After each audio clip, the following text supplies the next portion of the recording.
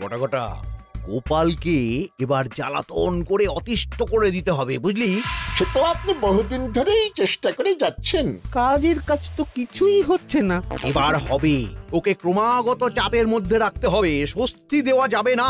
খালি আক্রমণ, খালি আক্রমণ। এমন ভাবে করতে হবে যাতে গোপাল বুঝতে না পারে যে আমরা এর পিছনে আছি, বুঝলি? তা কি ভেবেছেন, কি ঠিক করলেন? শোন, কেমন ভেবেছি? খুব ভালো ভেবেছেন।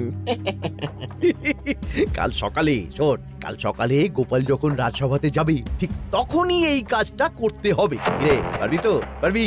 এর চেয়ে কত শক্ত শক্ত কাজ করেছি, এটা পারবো না? কি যে বলেন না মন্ত্রী মশাই। তাহলে কাল সকালে। একটু উপর হাত করুন না মন্ত্রী মশাই। হ্যাঁ হ্যাঁ, করছি করছি করছি। তোদের দেব না তো আর